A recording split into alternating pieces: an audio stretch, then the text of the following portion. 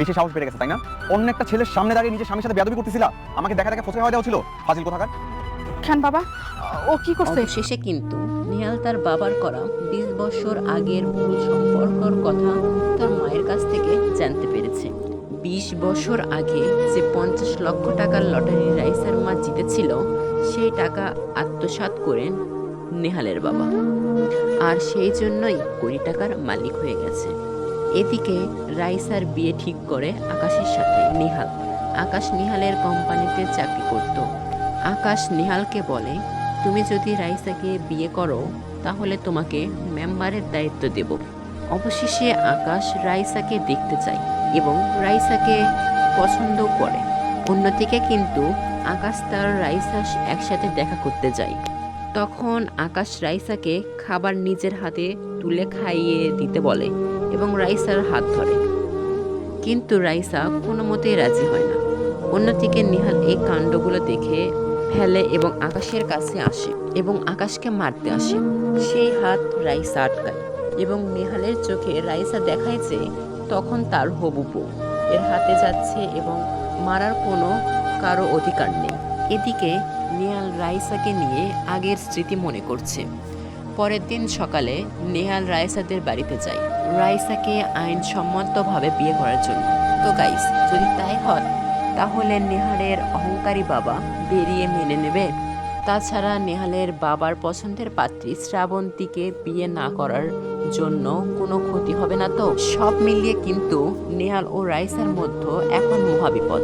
এই মহাবিপদ থেকে কি নেহাল এবং রাইসা উদ্ধার হতে পারবে? তো গাইস, কি হতে যাচ্ছে বস্তির কোটিপতি জামাই 3 নম্বর এপিসোডে? তো গাইস, আমরা কিন্তু আরও দেখি যে রাইসা যখন নেহালদের বাড়িতে যায় নেহালের কাছ থেকে ডিভোর্স নিতে, তখন কিন্তু নেহালের শ্রাবন্তীর সাথে এঙ্গেজমেন্ট হয় এবং এটা দেখার পর রাইসা কিন্তু খুবই অবাক হয়। জন্য রাইসা খুব বেশি কথা না বলে নেহালের কাছ থেকে ডিভোর্স পেপার চায় এবং নেহাল বলে, আমি খুব তাড়াতাড়ি তোমাকে ডিভোর্স পেপার দিয়ে দেব। এদিকে কিন্তু নেহালের হবু বউ শ্রাবন্তী রাইসাকে দেখে তুচ্ছ তাচ্ছিল্যভাবে কথা বলে এবং নেহালকে বলে, তুমি এ কোন মেয়েকে আগে বিয়ে করেছিলে? এ তো দেখি বস্তির ঘরের মেয়ে। তখন নেহাল তাকে আটকায় এবং রাইসা বলে, হ্যাঁ, আমি বস্তির ঘরেরই মেয়ে। কিন্তু নেহালের মা কিন্তু এ বিয়েতে মোটেও রাজি ছিল না। তিনি চায় নেহাল এবং রাইসার যেন খুব ভালো মতো বিয়ে হয় এবং তারা ধুমধাম করে তাদের বিয়ে দেবে। যেহেতু নেহালের মা এবং রাইসার মা দুইজনকেই চেনে এবং দুইজনের বান্ধবী, তাই তারা তাদের বিয়ে ধুমধাম করে দিতে চেয়েছিল। কিন্তু ভাগ্যের খেলা তা ঘটতে দেয়নি বলে কিন্তু 20 বছর আগে যে লটারির ঘটনাটি ছিল সেটা কিন্তু রাইসার মায়ে জিতেছিল এবং নেহালের বাবা তা জানতে পেরে রাইসার মার আগেই তার লটারির সাথে অন্য লটারির টিকিটটি মিক্স করে, ফলে লটারির টিকিটের টাকা সব আত্মসাৎ করে নেহালের বাবা। সেই টাকা পেয়ে বস্তির থেকে অন্য জায়গায় গিয়ে ব্যবসা বাণিজ্য করে নেহালের বাবা। ধীরে ধীরে ব্যবসা বাণিজ্য করার পর তারা কিন্তু হয়ে যায় অনেক বড় লোক। অন্যদিকে রাইসারা তাদের নিজের বস্তিতে খুব কষ্টে জীবনযাপন করে। তো গাইস, 3 নম্বর এপিসোডে কি হতে যাচ্ছে? নেহালের সাথে কি শ্রাবন্তীর বিয়ে হবে নাকি নেহালের সাথে রাইসার বিয়ে হবে? আপনারা কোনটিতে একমত? অবশ্যই কিন্তু কমেন্টে এই ঘটনাটি জানিয়ে দেবেন।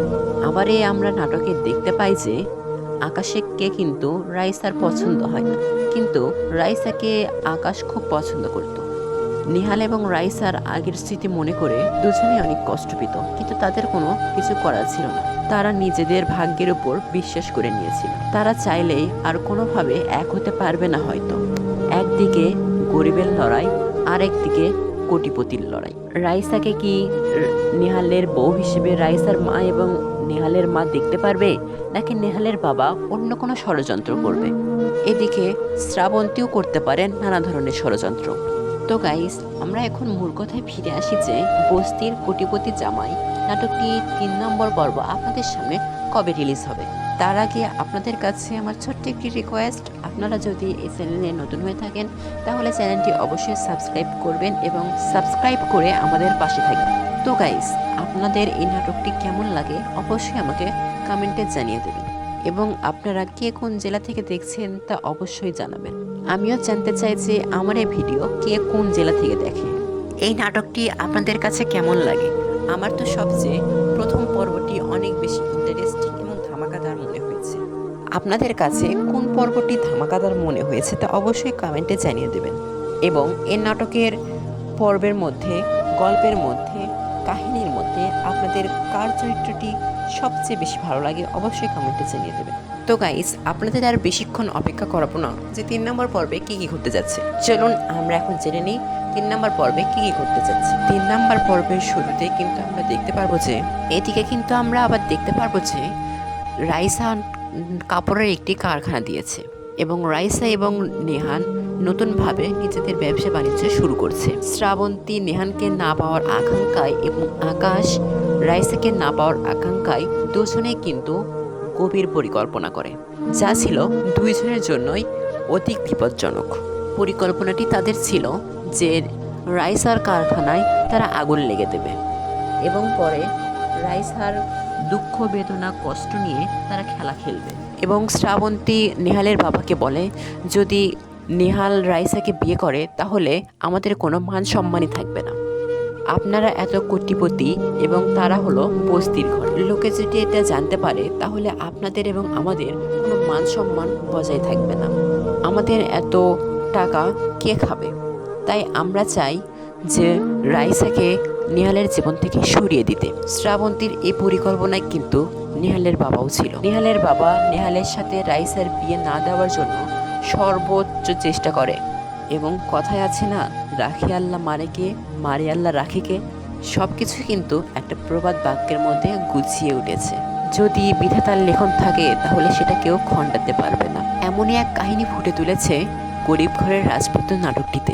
এই নাটকটি কিন্তু আপনারা পরিবারের সাথে বসে দেখতে পারবেন। এতে কোনো লোভ লালসা নেই, আছে শুধু ভালোবাসা। ওই যে আমি প্রথমেই বলেছিলাম, রাখি আল্লাহ মারেকে, মারে আল্লাহ রাখিকে। 20 বছর আগে যে রাইসার মায়ের লটারি থেকে নেহালের বাবা তার লটারি অদল বদল করেছে, তা কিন্তু সব অবসান ঘটবে 3 নম্বর পর্বে। সব কিছুরই কিন্তু শুরু আছে এবং শেষও আছে। 3 নম্বর পর্বে রাইসার মা হবে খুব কোটিপতি এবং নেহালের বাবা তার মাথাটুকু কোচার মতো কোনো আশ্রয় পাবে না। আবার আমরা বলতে পারি যে নেহাল এবং রাইসার যে সম্পর্ক তাও কিন্তু টিকতে পারে। ওই যে বলেছিলাম, বিধাতার লেখন কেউ খণ্ডাতে পারে না, যার যেখানে রিজিক আছে সে সেখানেই থাকবে। তো গাইস, আমরা কিন্তু মোট কথায় বলতে পারি যে 3 নম্বর পর্বে দুঃখ বেদনা কষ্ট আনন্দ সব কিছুই রয়েছে। মোট মিলিয়ে ধামাকাদার একটি পর্ব হতে যাচ্ছে 3 নম্বর পর্ব। তো আপনারা কেউ এই পর্বটি মিস করবেন না। এই পর্ব দেখার জন্য কে কে অধীর আগ্রহে বসে আছেন তা অবশ্যই আমাকে কমেন্টে কিন্তু নাম জানিয়ে দেবেন। এই পর্বটি আসতে আমাদের হয়তো 4 থেকে 5 দিনের সময় লাগতে পারে অথবা তার থেকেও বেশি। সুতরাং আপনারা একটু ওয়েট করেন এবং 3 নম্বর পর্বের জন্য খুব ভালো করে বসে থাকেন। তো গাইস, 3 নম্বর পর্বে কি নেহালের বাবার অহংকারের পতন ঘটবে, নাকি তার অহংকারী থেকে যাবে? নেহালের বাবা কি নিজের ভুল বুঝতে পারবে? সব মিলিয়ে ধামাকা একটি পর্ব হতে যাচ্ছে 3 নম্বর পর্ব। তো গাইস, আজকে আর কথা না বাড়াই, আবারও দেখা হবে নতুন কোনো ভিডিওর আপডেট নিয়ে। ততদিন সুস্থ থাকবেন, ভালো থাকবেন। আল্লাহ হাফেজ।